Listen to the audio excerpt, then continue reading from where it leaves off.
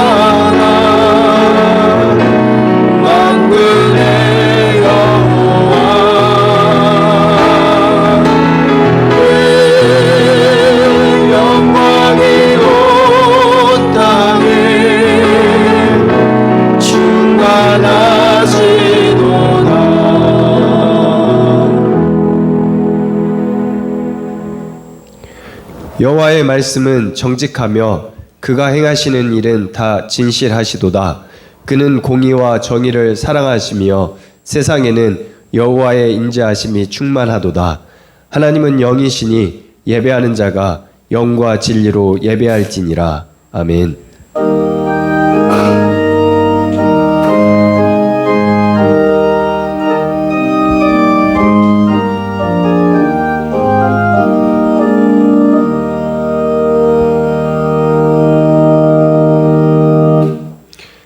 우주의 창조주와 심판자 되신 하나님께 영광과 찬송을 올려드립니다.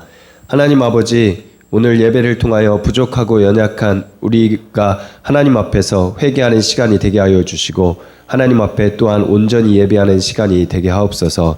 삶 속에서 주님을 끝까지 신뢰하게 하시고 하나님의 말씀에 순종할 힘을 허락하여 주시옵소서. 예수 그리스도의 이름으로 기도합니다. 아멘. 다 같이 찬송가 25장으로 하나님께 찬양 드리겠습니다.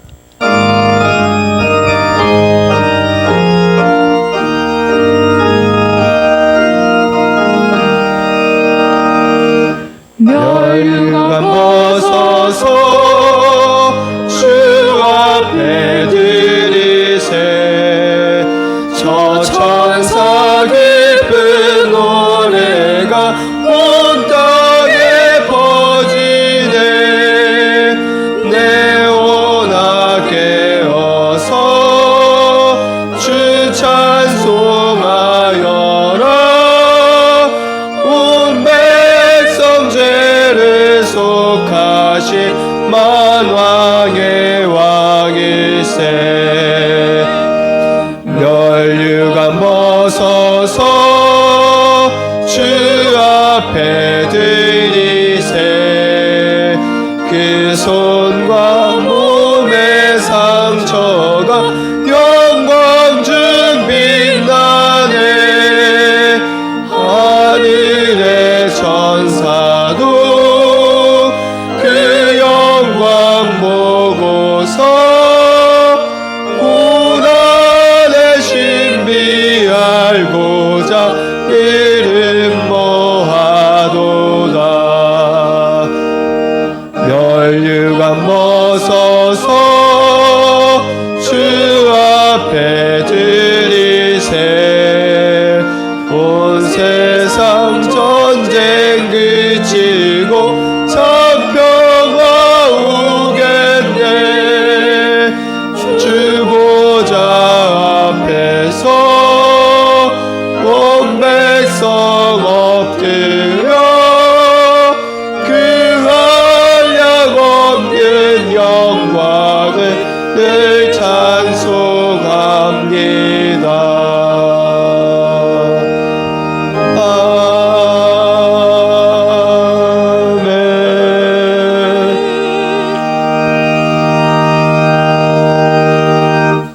한 주의 삶을 돌아보며 참회의 기도를 하나님께 드리겠습니다.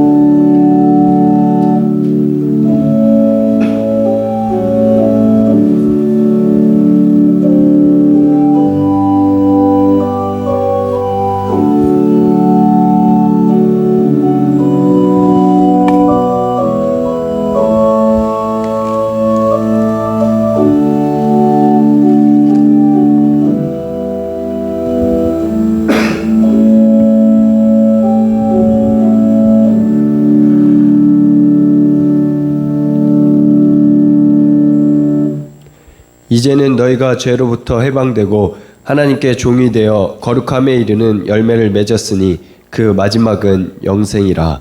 아멘. 다 함께 사도신경으로 우리의 신앙을 고백하겠습니다.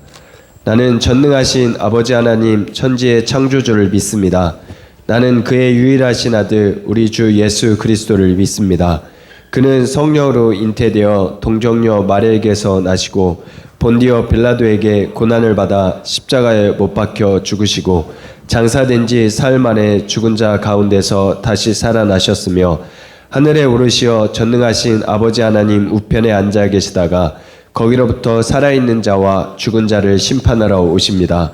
나는 성령을 믿으며 거룩한 공교회와 성도의 교제와 죄를 용서받는 것과 몸의 부활과 영생을 믿습니다. 아멘. 성시교독은 21번입니다. 화면과 찬송가 뒤편을 참조하시기 바랍니다.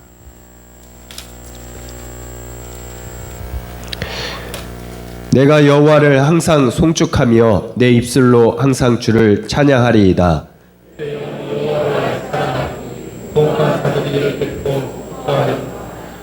나와 함께 여호와를 광대하시다 하며 함께 그의 이름을 높이세.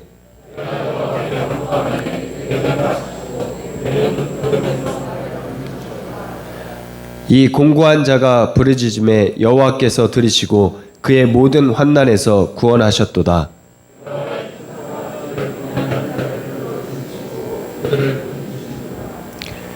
너희는 여호와의 선하심을 맛보아 알지어다. 그에게 피하는 자는 복이 있도다.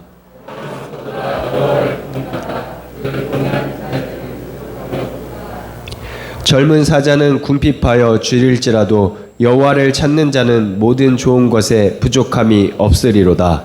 아멘. 이제 자리에 앉겠습니다. 다 같이 찬송가 181장으로 하나님께 찬양드리겠습니다.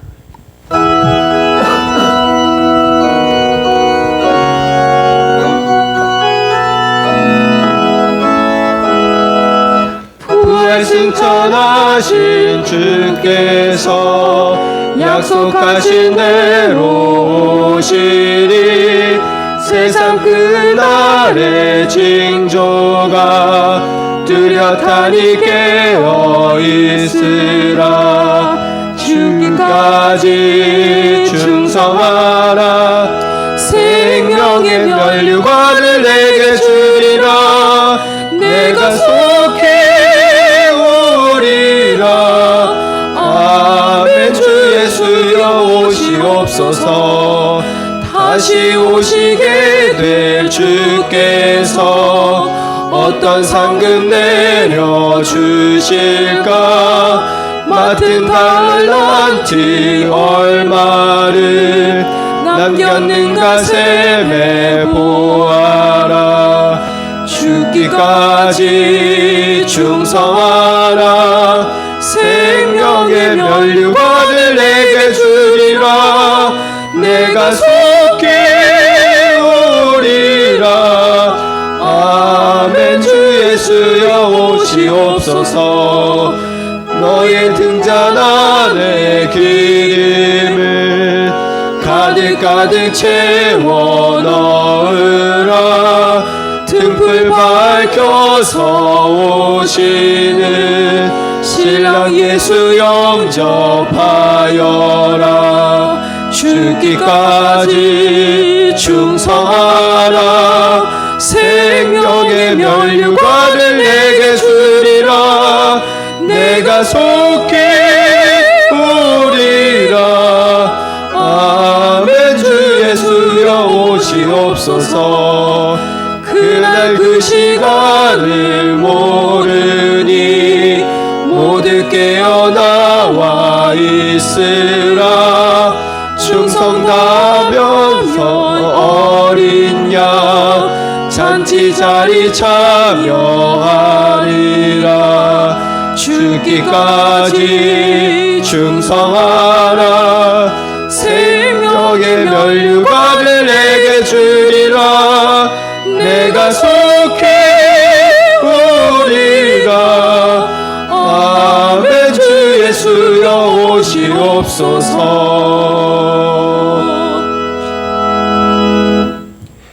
김용균 안수희 집사님 기도 인도하시겠습니다.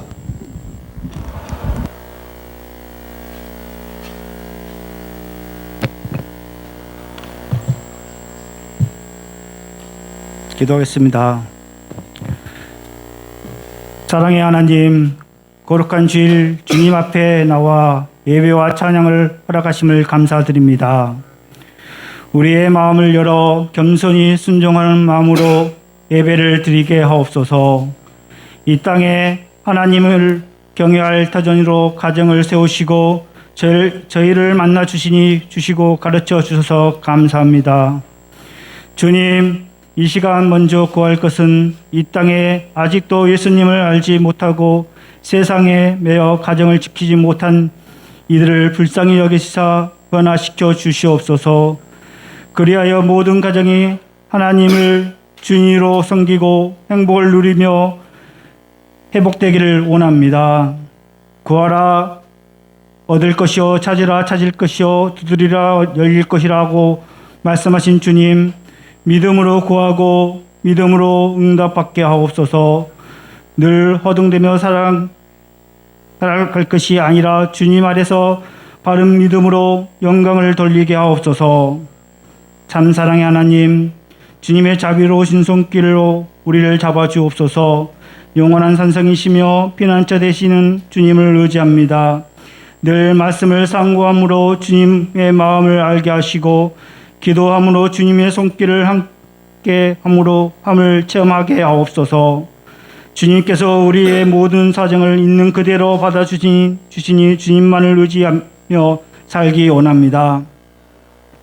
이 나라 이 민족 긍휼히 여겨 주옵소서. 사회보다 가정의 중심이 되는 행복한 공동체로 세워 주시옵소서. 하나님이 창조하신 이 땅에 거짓과 음란과 타락과 우상을 멸하시고 헛된 인연과 탐욕과 시기와 분노와 갈등을 멀리하여 주시옵소서. 오직 말씀과 믿음으로 세상의 수많은 시험과 유혹에서 이기며 승리한 삶을 살게 하옵소서. 또한 코로나19로 이 나라가 힘들어하고 있습니다. 믿음의 신앙으로 경제적인 고통과 모든 불안한 마음을 다 내놓을 수 있도록 도와주시옵소서. 2020년 5월 20일 처음으로 고등학교 3학년이 개학했습니다. 이번 주부터 유치원, 초등학교, 중학교, 고등학교 학년에 맞춰 개학을 합니다. 모든 학생과 선생님의 안전을 지켜주시고 학교 생활을 지켜주시옵소서.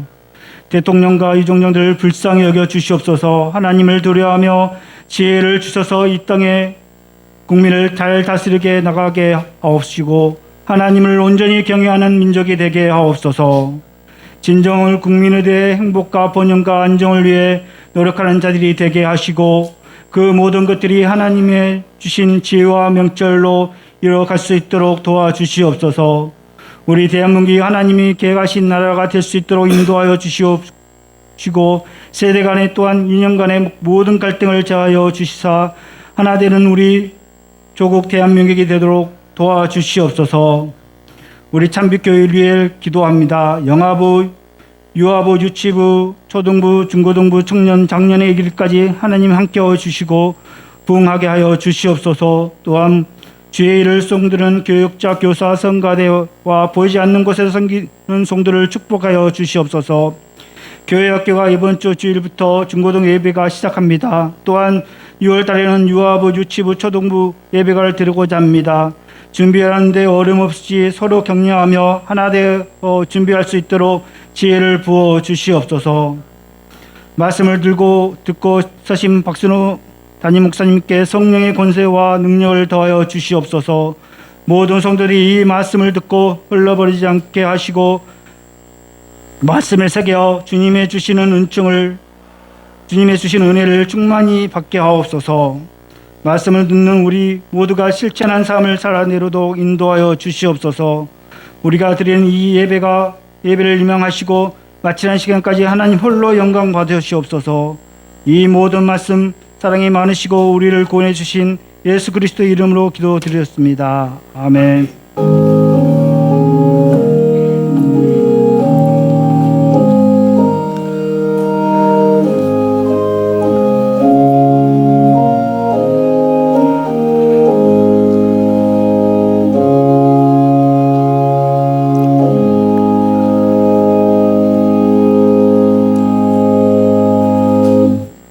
오늘 우리에게 주신 말씀은 전도서 3장 16절에서 22절 말씀입니다. 구약성경 951면에 있습니다. 전도서 3장 16절에서 22절 말씀입니다. 구약성경 951면에 있습니다.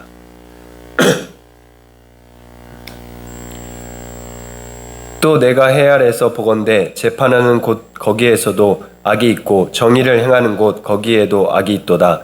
내가 내 마음속으로 이르기를 의인과 악인을 하나님이 심판하시리니 이는 모든 소망하는 일과 모든 행사의 때가 있음이라 하였으며 내가 내 마음속으로 이르기를 인생들의 일에 대하여 하나님이 그들을 시험하시리니 그들이 자기가 짐승과 다름없는 줄을 깨닫게 하려 하심이라 하였노라.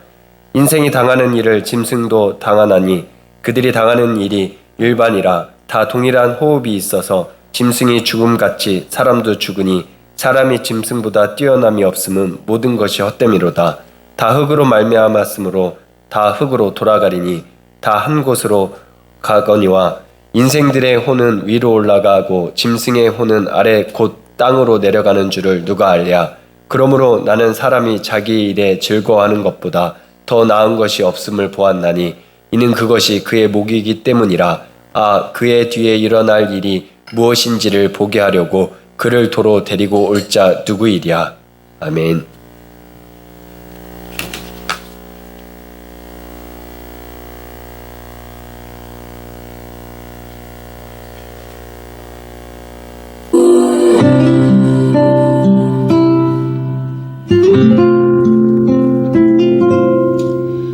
작은 갈대 상자 물이 새지 않도록 역청과 나무 진을 칠하네.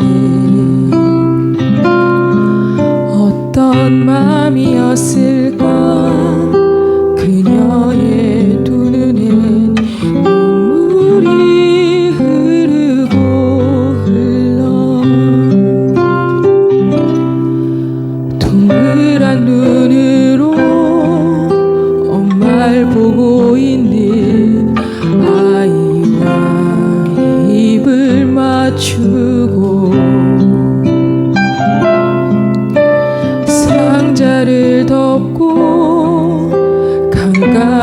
손에 띄우며 간절히 기도했겠지.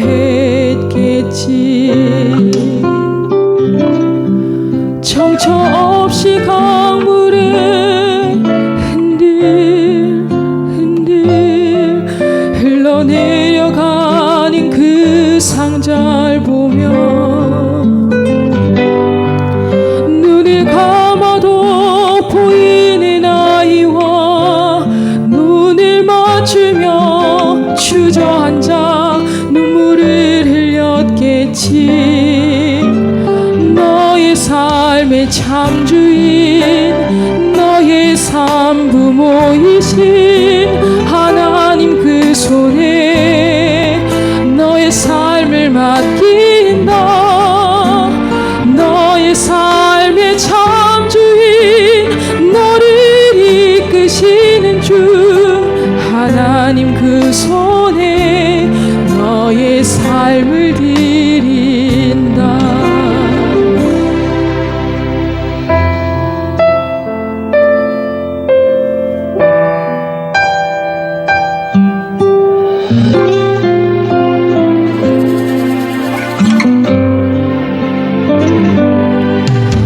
어떤 마음이었을까. 그녀의 두 눈엔 눈물이 흐르고 흘러 정처 없이 강물에 흔들 흘러내려가는 그 상자를 보며 눈을 감아도 보이는 아이와 눈을 맞추며 주저앉아 눈물을 흘렸겠지. 너의 삶의 참주인, 너의 참 부모이신 하나님 그 손에 너의 삶을 맡긴다. 너의 삶의 참주인, 너를 이끄시는 주 하나님 그 손에 너의 삶을 드린다. 그가 널 구원하시리. 그가 널 이끄시리라. 그가 널 사용하시리. 그가 너를 인도하시리.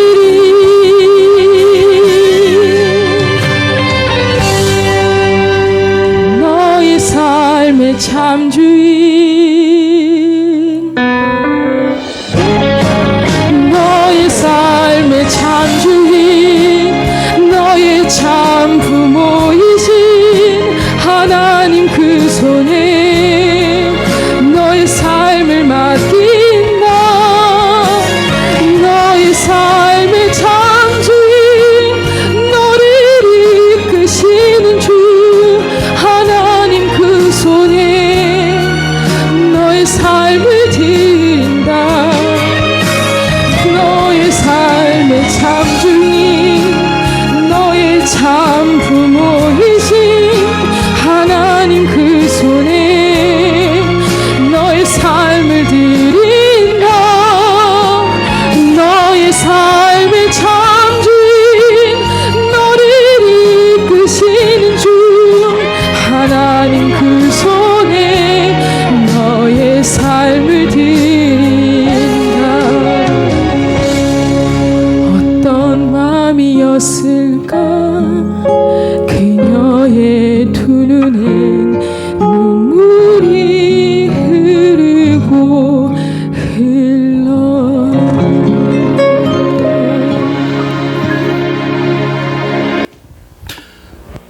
아멘. 우리 함께 기도하겠습니다. 우리의 참 주인이시고 우리의 참 부모이신 하나님 아버지, 모든 것을 주의 손에 맡깁니다. 오늘 예배는 내가 홀로 졌던 짐을 주께 맡기는 시간이며 주님이 새로이 주시는 새 힘을 얻는 시간입니다.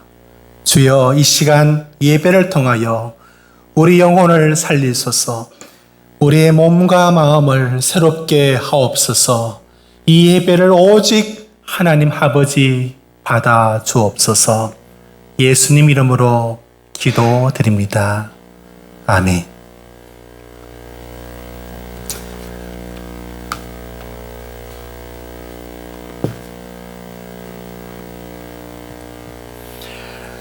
예배에 자리에 앉으시면 설교 시간까지 기다리지 마시고 티슈를 뽑아서 바로 여러분들 손과 그리고 앞부분들을 먼저 닦아 놓으시고 그걸 앞에 이렇게 두시는 게 좋을 것 같습니다. 먼저 그렇게 하시고 설교 시간까지 기다리지 마시고 앉으면 곧바로 티슈 하나를 뽑아서 사용하면 좋겠습니다.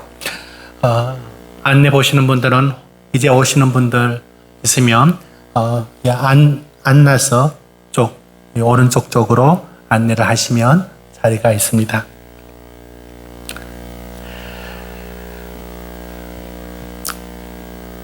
세상은 살만하고 세상은 노력하면 결과를 얻을 수 있고 세상은 정직한 자에게 보상이 약속되어 있고 악한 자는 결국 망하고 그렇게 세상은 공평할 것이다.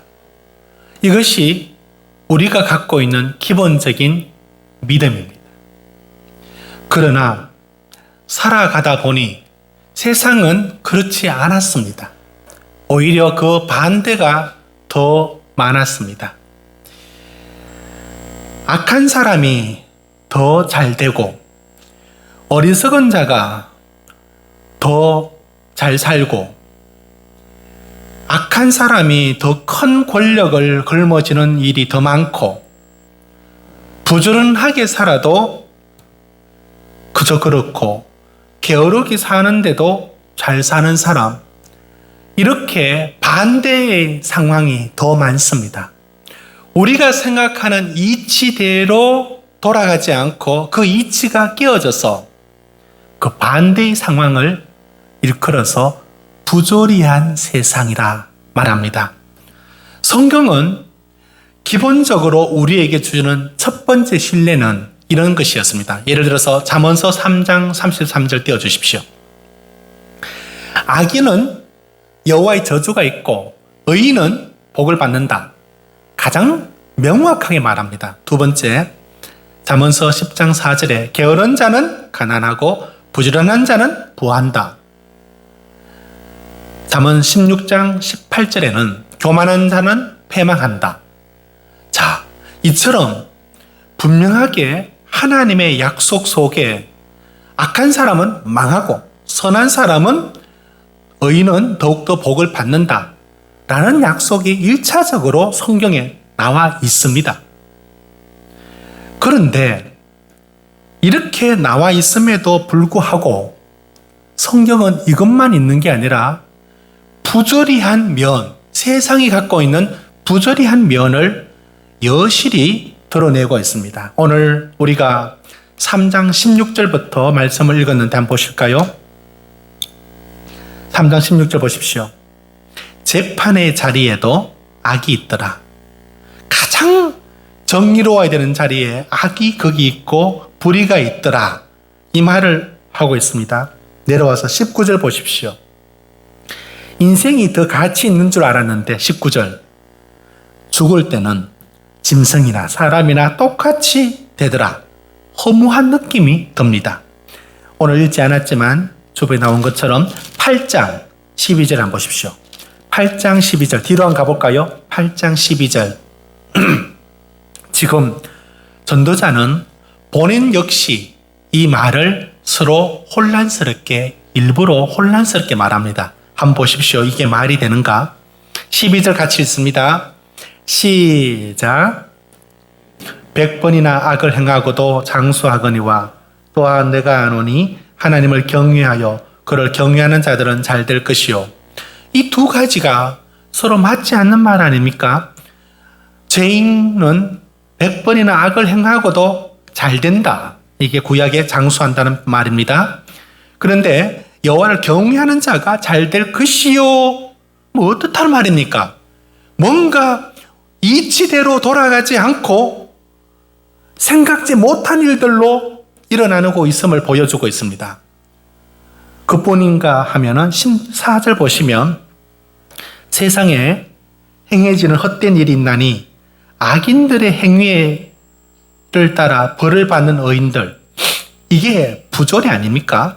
악인들의 행위에 대해서 왜 의인들이 벌을 받습니까? 반대로 의인들의 의로운 행위에 대해서 악인들이 상을 받는다.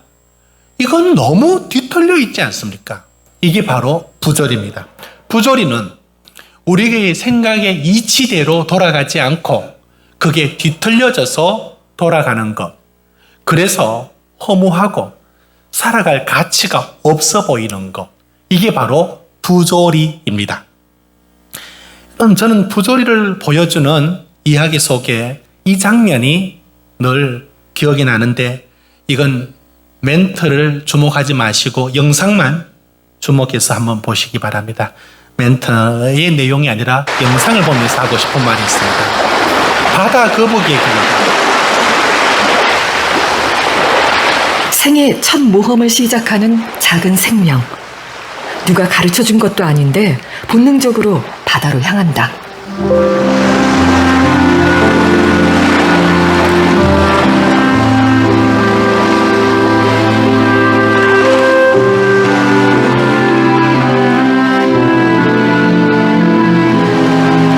새끼들은 이제 거칠고 냉혹한 자연과 마주해야 한다.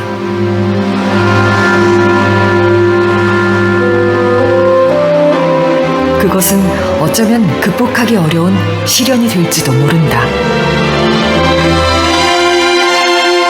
잠시 숨을 고를 틈도 없다. 살아남아야만 내일이 있다는 것을 새끼 거북이도 잘 알고 있다.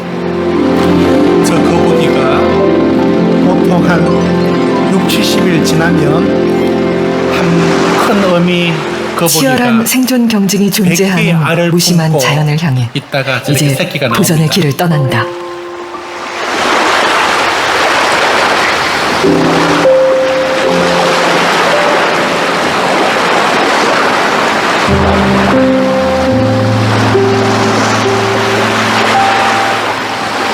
그리고 살아남아서 고향인 이곳을 다시 찾을 것이다.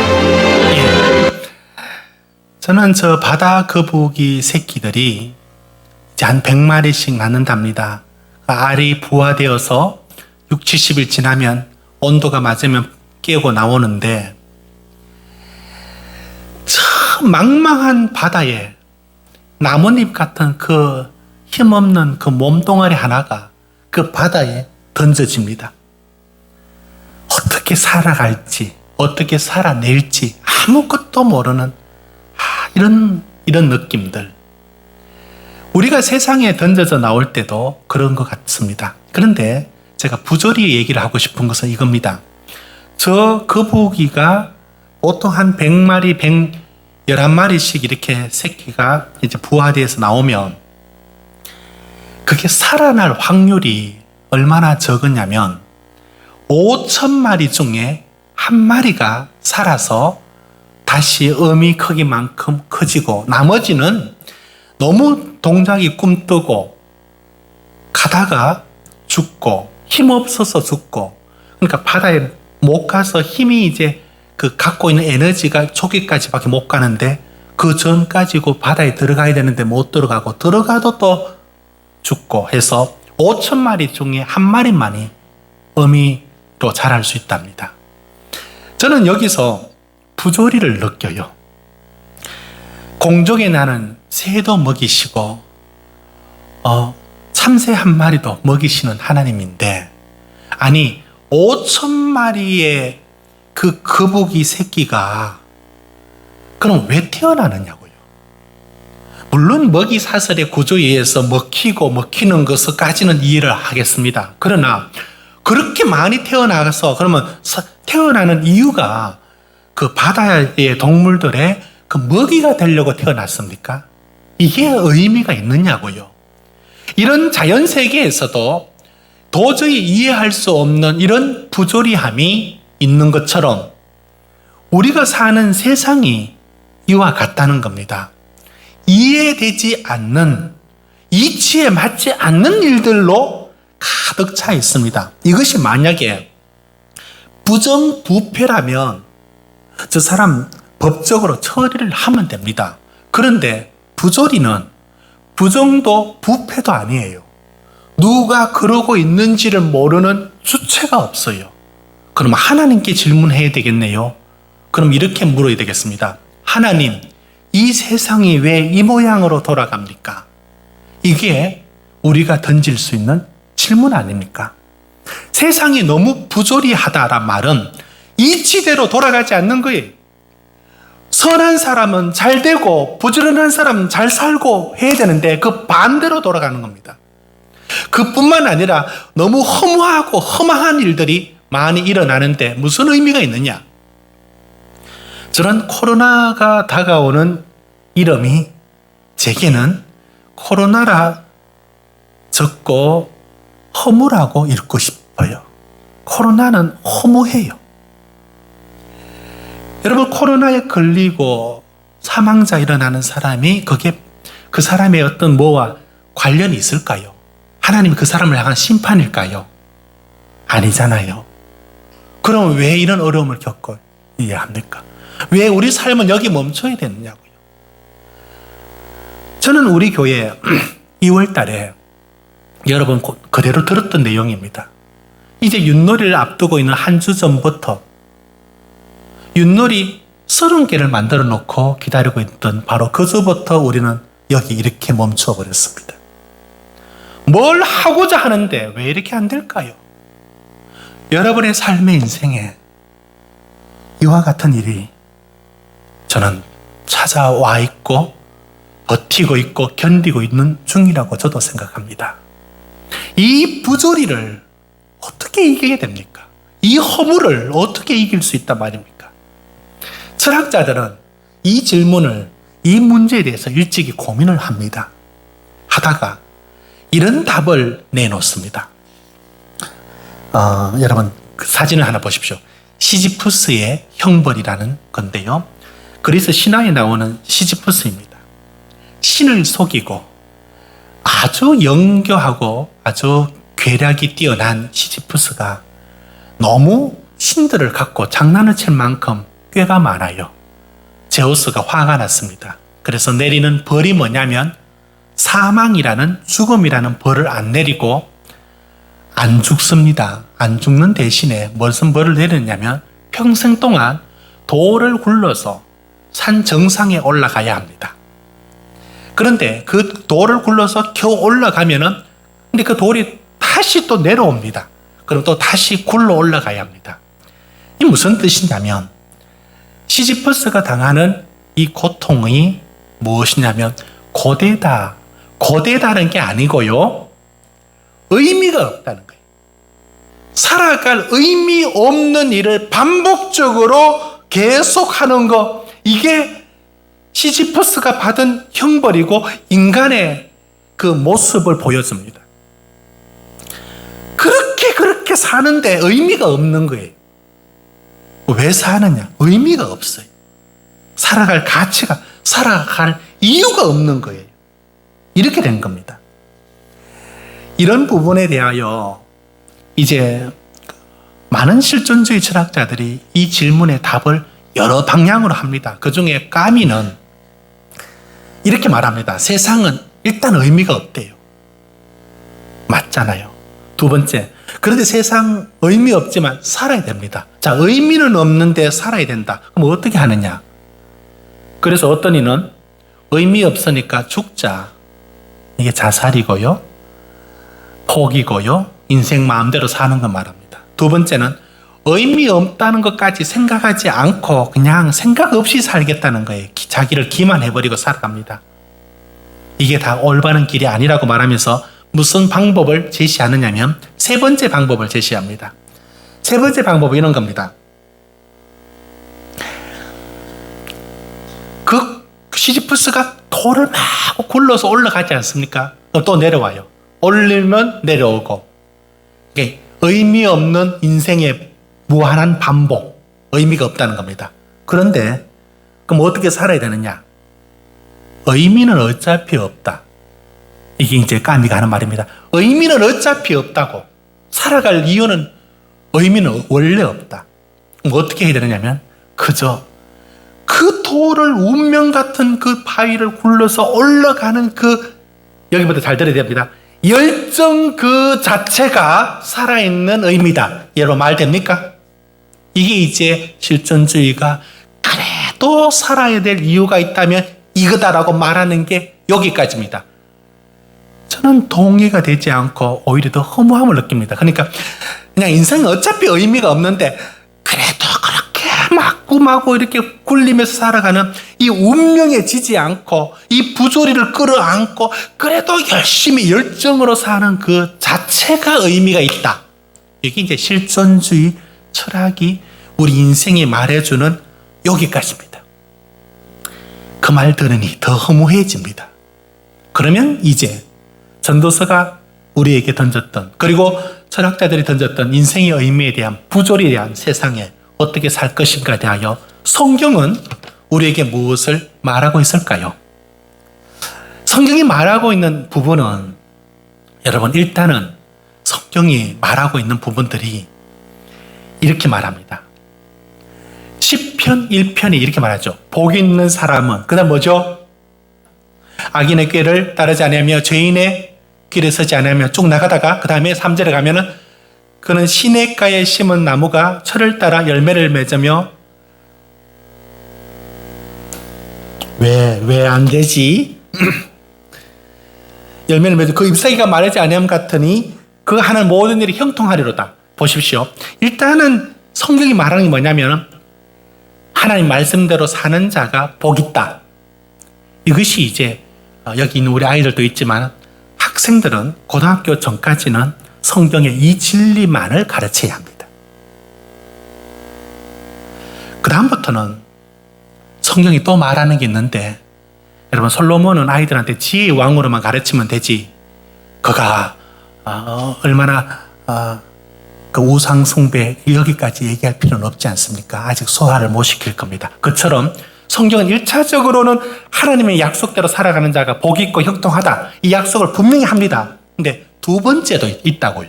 두 번째가 뭐냐면 이 정을 뒤엎어버리는 정반합이라 할 때 반대가 또 있어요. 예를 들면 다 읽지 못하겠습니다. 시편 88편에 보면 하나님의 응답도 아무것도 없고 그저 고난만 당하고 왜 그런지도 알지 못합니다. 그러니까 왜 이 어려움을 당하는지, 왜 이렇게 살아야 되는지, 왜 이런 고통을 당해야 되는지 아무런 설명도 하나님의 응답도 없는 이게 있습니다. 이 반대가 있다고. 반대, 정반대의 상황, 오늘 말하고 있는 부조리의 상황이 있다고요. 옛날에 기도원은 다 거기서 기도해서 나은 사람만의 간정집으로 묶어서 나옵니다. 성경은 그런 식으로 안 합니다. 기도 엄청 했는데 죽은 사람 얘기 나온다고요. 한마디로 말하면 시편이 그렇다고요. 그렇게 하나님을 의지했는데도 이렇게 어려움을 당하더라, 그대로 얘기합니다. 숨기지 않습니다. 은혜를 위하여 편집을 한다? 아니요. 성경은 있는 대로 말해버립니다. 그러니까 시편의 탄식시와 그 고통이 부르짖는 시편이 그렇게 많이 나오는 이유가 여기 있습니다. 자, 이제 여기부터입니다. 철학자들은 여기까지만 이제 따라올 수 있습니다. 애굽의 재앙이 몇 가지까지만 흉내낸 것처럼 더 이상 못 따라온 지점이 이제부터 발생하는데, 여기서 뭐냐면 누구도 해결해 줄 수 없는 이 부조리한 세상에 살아갈 이유라는 부분의 질문을 찾고 있는데, 정직한 자가 복을 받고 의인이 복을 받고 악인이 심판받는다 했는데 맞아요. 그런데 그 반대도 있더라는 거예요. 이거 어쩌란 말입니까? 이 부조리한 세상 가운데 세 번째 답이 성경이 던지는 질문인데 이런 겁니다. 예를 들어 여러분 시편 30편 말씀 보시면 처음에 하나님께 부르짖습니다. 하고 부르짖습니다. 그러다가 이렇게 말합니다. 자, 11절, 12절 같이 읽습니다. 30편 11절, 12절 시작. 주께서 나의 슬픔이 변하여 내게 춤이 되게 하시며 나의 베옷을 벗기고 기쁨으로 띠띠우셨나이다. 이는 잠잠하지 아니하고 내 영광으로 주를 찬송하게 하시비니 여호와 나의 하나님이여 내가 주께 영원히 감사하리다. 어떤 부분이 발생하느냐면 시편에서 말하는 게 뭐냐면 그런데 이제 여기서 붙습니다. 그런데 뭐가 하나 나오느냐면 다시 11절 보십시오. 11절 내가 있는 이 슬픔을 변하여 기쁨이 춤이 되게 하시고 베옷을 벗기고 기쁨으로 띠띠우신다라고 하는 정반, 그 다음 새로운 합이라고 말할 수 있는 새로운 무엇이 나와요. 새로운 무엇이 나옵니다. 이게 시편 42편 5절은 이렇게 말합니다. 한번 보십시오. 시편을 충분히 다 읽으면 더 천천히 음미할 수 있는데 그 시간이 없으니까 절만 읽겠습니다. 같이 읽읍시다. 시작. 어찌하여 내 속에서 불안해하는가? 너는 하나님께 소망을 두라. 그가 나타나 도우시오로 말미암아. 지금 그 시편 앞에서는 막 부르짖습니다. 내 눈물이 주야로 내 양식이 되었다면서 막 합니다. 그러다가 5절 보십시오. 어느 한 지점에서 팍 뛰어넘어요. 이게 확 뛰어넘는 점이 있다고요. 이 도약하는 점이 뭐냐면 예를 들어 한 절에 나와 있는 걸 찾으니까 42편 5절이 됐는데 다른 시편에도 많습니다. 너는 하나님께 소망을 두라. 앞에까지만 해도 불안해하죠. 그러다가 내가 여전히 찬송하리로다 하면서 이게 갑자기 확 바뀌어져요. 확 뒤집어져요. 무슨 말씀이냐? 이 구절 보면 알 수 있습니다. 하나만 더 시편 73편 1절 2절 보십시오. 여기도 그가 이런 하나님은 선하신 줄 알았는데 2절 시험에 빠졌대요. 왜냐하면 악한 사람이 너무 잘 되는 거예요. 자, 이 사람이 결국은 어떤 문제를 해결하느냐면 23절 보십시오. 우리 같이 읽습니다. 73편 23절 시작. 내가 항상 주와 함께하니 주께서 내 오른손을 붙드셨나이다. 그 다음에 28절 시작. 하나님께 가까이 함이 내게 복이라.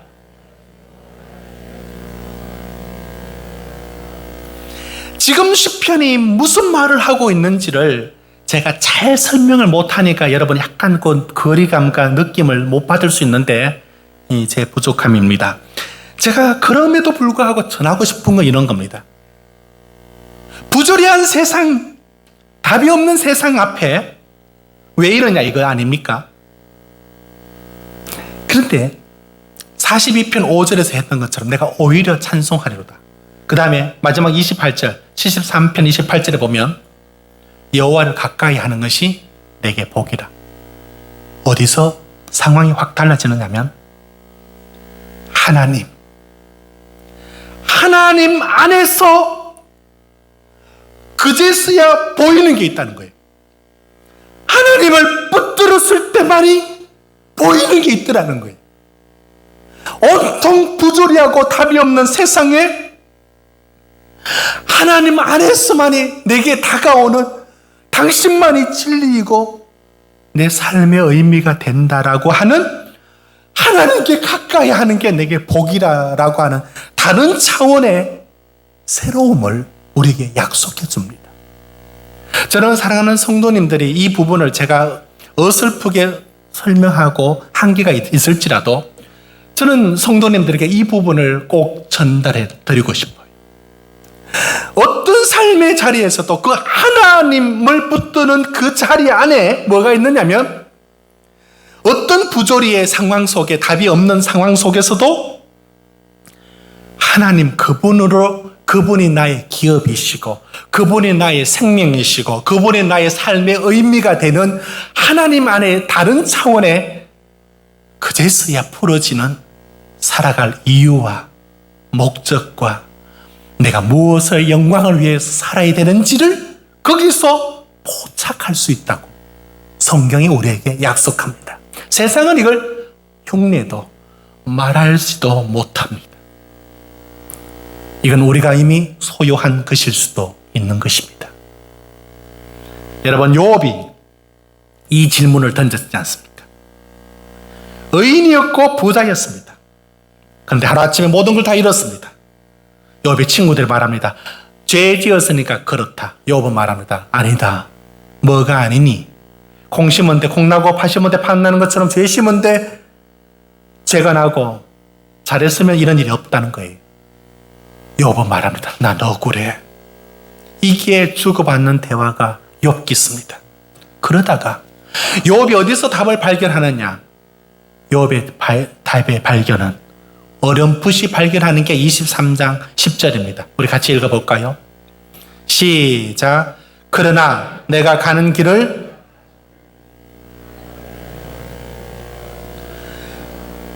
나는 모르겠다.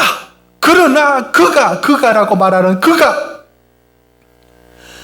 나를 이 상황을 단련이라는 단어가 얼마나 중요합니까? 의미 없는 게 아니라 이걸 통하여서 다 그분이 무언가 하신다는 것을 어렴풋이 붙들고 있어요. 그러다가 42편 5절에 가면 이렇게 말합니다. 욥기서 42편 1절에서 5절 읽어야 되는데 5절만 우리 같이 한번 읽어봅시다. 시작. 내가 죽게 대하여 귀로 듣기만 하여 사오나 이제 눈으로 주를 배옵나이다. 사랑하는 성도 여러분, 부조리한 세상에 살아갈 의미가 어디서 찾습니까?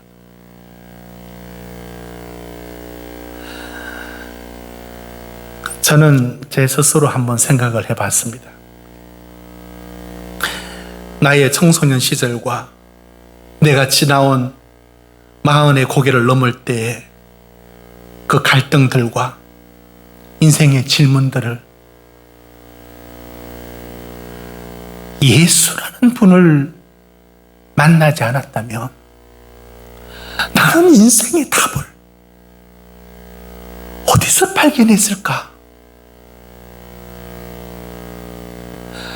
시시프스가 계속 돌을 굴려 올라가는 그 자체가 의미 있다라고 하는 이 정도의 삶을 저는 살았을 것 같습니다.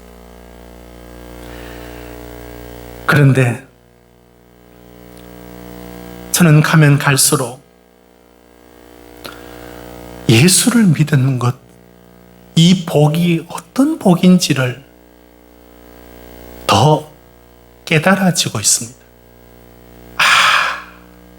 정말 그분을 못 만났다면 내 인생의 질문을 나는 어디서 답을 찾아야 되고 내 이 허한 것을 어디서 어떻게 내가 답을 찾아야 되느냐고. 이게 여러분도 그렇지 않습니까? 여러분, 인생의 모든 해답이 답 없는 현실도 하나님 안에서 다른 차원의 새로움을 그분 안에서만이 볼 수 있는 새로운 세계를 우리에게 열어주셨고, 여러분은 그걸 때로는 분명히, 때로는 희미하게 붙들고 살고 있지 않습니까? 그렇습니다. 우리가 붙들 진리는 첫 번째가 바로 하나님 안에서만이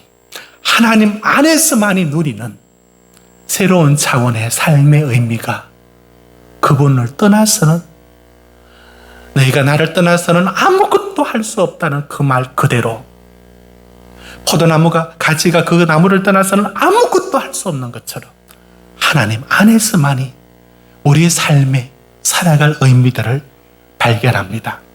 이제 마지막 한 가지, 전도서가 던지는 이 부조리한 세상이 어떻게 살 것인가에 대해 답을 어떻게 찾아야 되느냐면, 여러분, 성경은 우리에게 항상 사랑을 얘기합니다. 우리 요한복음 13장 34절 35절 새 계명을 우리에게 주실 때도 이렇게 말씀했습니다. 우리 같이 읽을까요? 시작. 새 계명을 너희에게 주노니 서로 사랑하라.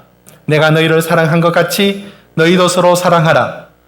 너희가 서로 사랑하면 이로써 모든 사람이 너희가 내 제자인 줄 알리라. 그것뿐만 아니라 마태복음 5장 43절부터 보시면 원수를 사랑하라. 44절 보십시오. 원수를 사랑하라. 45절. 그것이 하늘 아버지도 불의한 자에게도 내가 이렇게 사랑한다. 자, 46절 보십시오. 그래서 사랑하라. 너희를 사랑하는 사람들만 사랑하지 말고 사랑하라. 여러분, 예수님의 가르침에 왜 사랑이 세 계명으로 사랑을 주셨을까요? 그리고 왜 사랑을 중요한 가르침으로 우리에게 주셨을까요? 그게 도덕과 윤리의 차원만이 아닌 겁니다. 삶의 의미가 어디서 오는지를 일러주는 겁니다. 여러분, 우리는 우리 스스로의 이유로는 살아갈 이유를 못 발견한답니다. 그런데 그럼 어디서 살아갈 이유와 삶의 의미를 찾느냐면 내가 아닌 그게 가족일 수 있고 이웃일 수 있고 세상의 약자일 수 있습니다. 근데 그들을 위하여, 여기서 위하여, 내가 아닌 그들을 위하여 내가 무엇을 하는 것. 여러분, 제가 윤리를 얘기하는 게 아니에요. 왜 예수님이 세 계명의 사랑을 얘기하실까? 사랑을 하는 그것을 통하여 내 자신을 벗어납니다. 사랑은 자기 자신을 벗어나지 않고는 사랑할 수 없죠. 벗어나서 사랑하는 거기서 삶에 살아갈 이유와 의미가 나오는 겁니다. 성도님들이 이 부분에 침묵하면 제가 당황해하고 걱정합니다. 시간은 다 돼가는데 아직도 못 알아듣는 듯한 그 어떤 느낌이 확 오는데 죄송하기도 하고, 그래서 준비한 예화가 있는데 이 예화도 똑 떨어지는 예화는 아니지만 제가 무엇을 말씀하고 있는지는 하나 보여주고 마쳐야겠습니다. 이런 겁니다. 여러분, 우리는 원래 봉준호 감독의 기생충이 이제 네 분야의 그 영화상들을, 오스카상입니까? 다 휩쓸었어요. 박수를 엄청 쳤고 우리 좋아했습니다. 그런데 며칠 지나서 베를린 국제영화제에서 감독 은곰상, 은곰상이라고 하는 아주 명예로운 상을 받은 분이 있는데 누구냐면 홍상수 감독입니다. 그분이 저렇게 손에 은곰상, 감독상을 꼭 쥐고 차를 타고 가는 모습을 있는데 저걸 얼마나 꼭 쥐고 있던지 됐습니다. 저 차를 타고 손에 움켜쥐고 이 상을, 트로피를 들고 가는 저분을 보면서 애처로운 마음이 들었어요. 왠지 아십니까? 여러분 아실 겁니다. 영화로 감독으로 성공한 새로운 영화 감독의 세계를 열었으니까 굉장한 분야의 성공 맞습니다. 그러나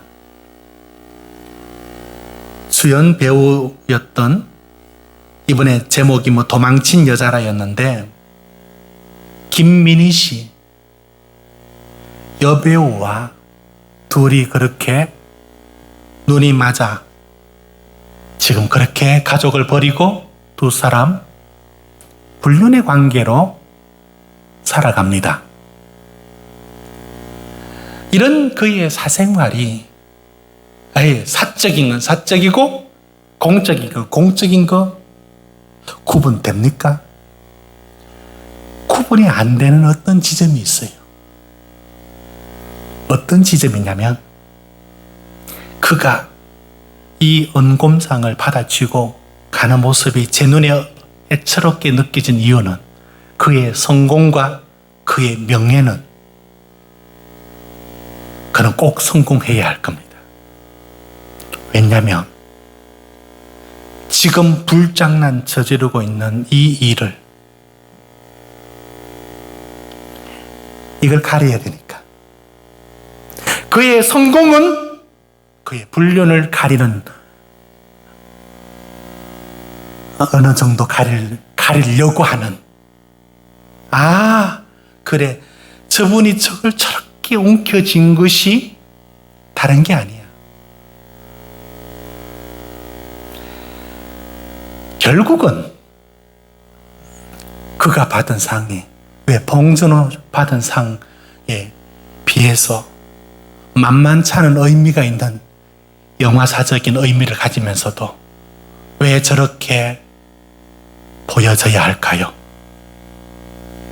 저는 그렇게 봅니다.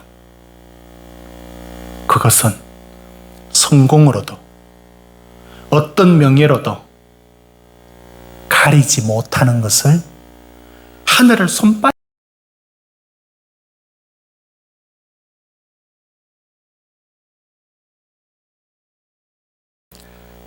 그러고 보니까 그날 대화도 한마디 없었답니다. 말도 없이 혼자 운전해서 와서 지금 몇십 년째 그 사건으로 지금 괴롭힘을 당하고 있답니다.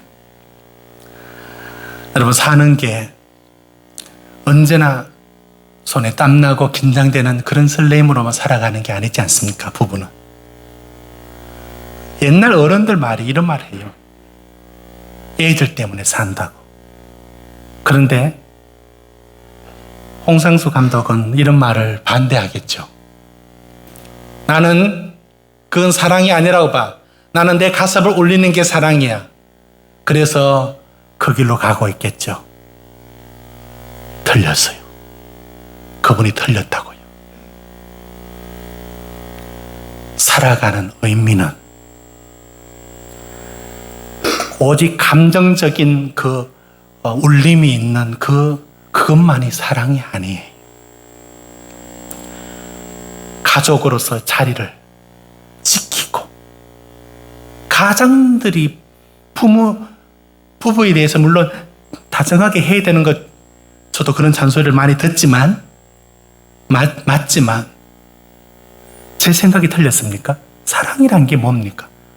제 자리를 지키고, 제 열심히 살아가는 일 그 자체가 또 하나의 사랑입니다.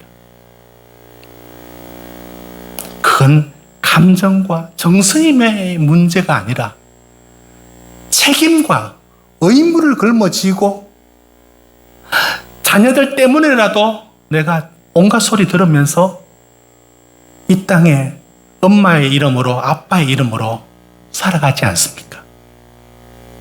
이런 겁니다. 삶의 의미가 어디서 오느냐라고 했을 때 내 스스로의 욕망과 내 꿈을 성취한다고 그게 이루어지는 게 아니라 내가 선 그 자리에 내가 책임을 다하고 그 사람을 섬기고 돌아갈 곳 없어도 책임을 다하고 의무를 다해 가는 것, 이게 살아가는 겁니다.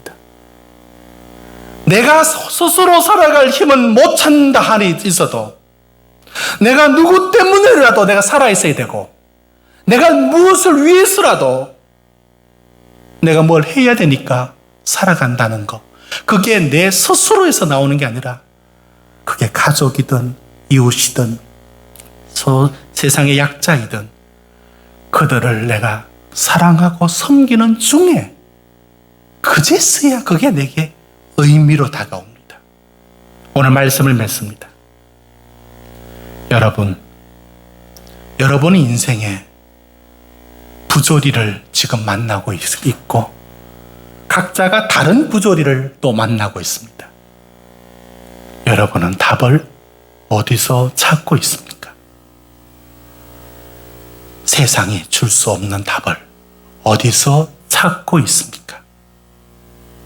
욥이 그랬던 것처럼 하나님 안에서 세상이 줄 수 없는 새로운 차원의 하나님이 나의 기업이시고 나의 생명이시고 여기서 삶의 의미를 여러분은 붙들고 있습니까? 내 꿈과 야망이 아니라 내 욕망이 아니라 내가 가족이든 누구든 저 사람들을 사랑하고 섬기는 그 자리에서 살아갈 이유를 우리는 여기서 발견할 수밖에 없는 겁니다. 성경이 우리에게 도전하는 것은 여기입니다. 하나님 안에서 인생의 의미를 찾아라. 사랑 가운데 그를 위하여 살아가는 그 삶에서 너의 삶의 의미는 그제서야 여기서 나온다. 이것이 전도서가 던진 질문의 성경의 답입니다. 우리 같이 한번 기도하겠습니다. 우리 같이 기도하실 때 하나님, 부조리한 세상 가운데 하나님이 왜 해답이 되는지를 찾게 해달라고, 내 인생의 참 의미이시고 참 가치이신 세상 그 어떤 것에도 살아갈 이유가 없다는 것을, 하나님만이 내 삶의 이유가 된다는 것을, 더 이상 말로부터 표현할 수 없는 이 세계를 내가 누리고 살게 해달라고. 뿐만 아니라 내 이기적인 생각과 욕망으로는 삶에 무엇을 걸머쥐어도 성공이 될 수 없습니다. 세상에는 성공하고도 실패자가 있습니다. 사랑할 때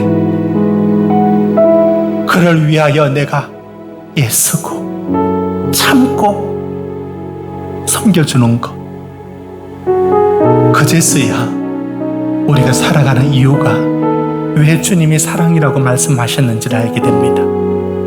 그것을 깨닫게 해달라고 우리 같이 한번 기도하겠습니다. 다 같이 기도합시다. 하나님 아버지, 세상은 이치대로 돌아가지 않아야 하며 세상은 이치대로 움직이지 않았습니다. 우리에게 찾아온 이 부조리, 누구의 멱살을 잡고 흔들어서 이 답답함을 호소할 수 있겠습니까?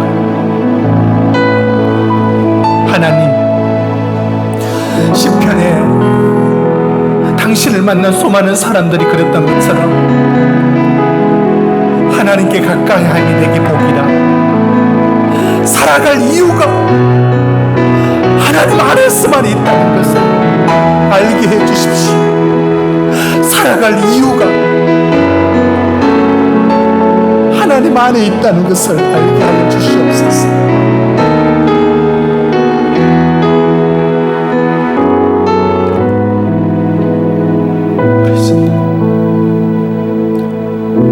거룩하신 하나님, 작은 거북이 새끼가 망망한 바다를 향하여 몸을 내어 맡겨 던지듯 우리 역시 이 광활한 세상 가운데 여기 던져지듯 여기 있습니다. 이렇게 세상에 피투된 존재로 아무 의미 하나 없는 일을, 바위를 굴러 산 정상에 올라가는 무한반복의 의미를 인생을 살고 있지는 않습니까? 주님을 만나기 전까지, 하나님을 만나기 전까지는 인생에 살아갈 이유를 찾을 길 없다는 것을 우리가 알게 하시고, 서로 사랑함으로 내 인생에 참 의미가 있음을, 내가 그제서야 살아있는 이유를 알고 산다는 것을 깨닫게 하옵소서. 예수님 이름으로 기도드립니다. 아멘. 우리 함께 찬양 드리겠습니다. 작은 불꽃 하나가, 우리 찬양 드립니다.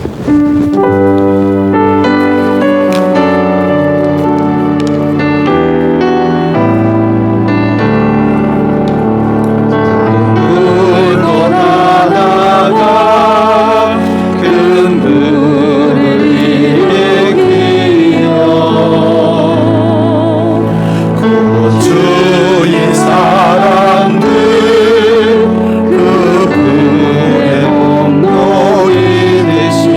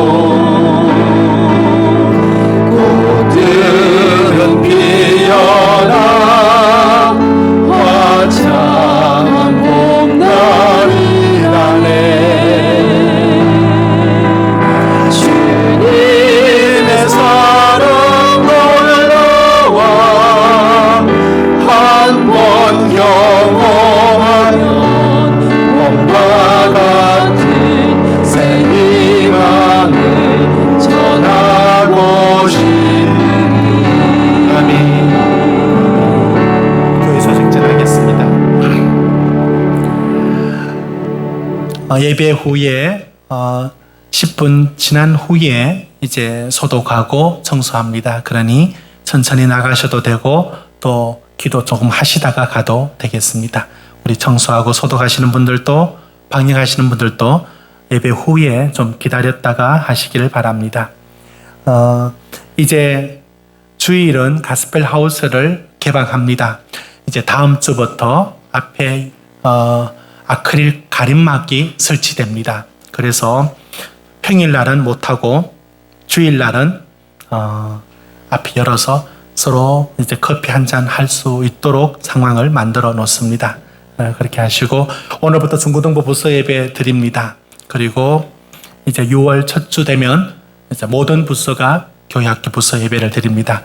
어제 보내드렸던 영상을 교회 학교 영상인과 동시에 또한 아이들도 그런 영상을 부모님들도 다 보아야만 왜 마스크를 사용하는지 그런 이유들을 코로나에 대한 설명들을 자세히 했습니다. 꼭 영상을 봐주시길 바랍니다. 나머지 주보 참조하십시오. 주중에 박성구 집사님 모친상이 있었습니다. 3부터 인사 나누겠습니다. 오늘 꽃꽂이는 나창선 장로님 가정에서 조진수 장로님 가정에서 감사한 제목이 있어서 올렸습니다. 이제 드린 예물 하나님께 올리겠습니다.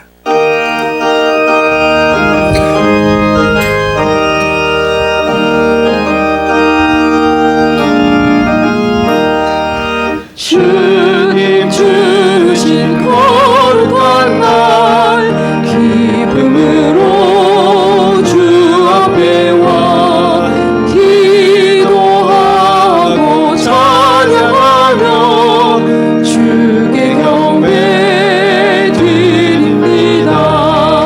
내게 주신 귀한 물질 하나님께 드리오니 기뻐 받을 제물로서 연락되게 하옵소서.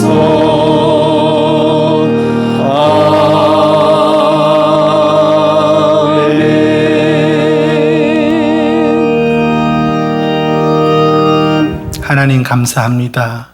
여기 예물을 올려드리니 성도들과 예물을 함께 받아 주시옵소서.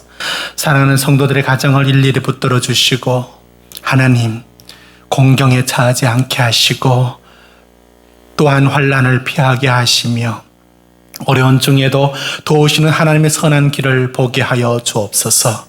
하나님 자가격리 또 여러 일들로 방역에 그리고 일선에서 예서기 위하여 가 있는 우리 성도들도 또 많은 이들도 있습니다. 그들의 안전을 지켜주시고 끝까지 보호하여 주시옵소서.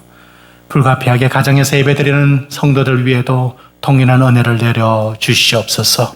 감사드리며 예수님의 이름으로 기도드립니다. 아멘. 이제는 우리 주 예수 그리스도의 크신 은혜와 하나님 아버지의 무한하신 사랑과 성령의 위로 충만하심이 내 살아가는 인생의 의미, 이 부조리한 세상에 의미가 없는데 살아야 되는 이 존재, 누구도 답을 줄 수 없는 이 일에 하나님 안에서만이 참 삶의 의미가 있으며 서로 사랑할 때만이 인생에 참 의미가 있다는 것을 알고 오직 하나님 붙들고 하나님 안에 사는 인생 되기로 결단하는 이곳에 모인 주의 형제 자매님들 머리 위에 우리 대한민국 위에 지금부터 영원히 함께 있으시길 간절히 축원하옵나이다. 아멘.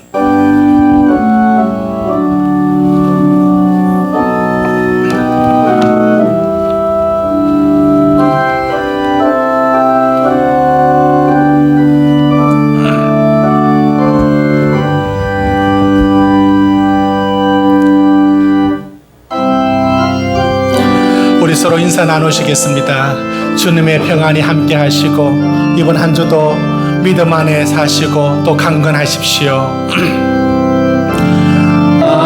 아무것도 두려워 말라.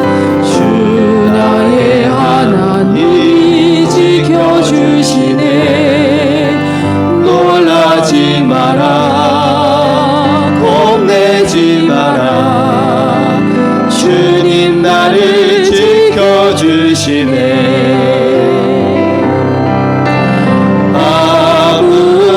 아무것도 두려워 말라 주 나의 하나님이 지켜주시네 놀라지 마라 겁내지 마라 주님 나를 지켜주시네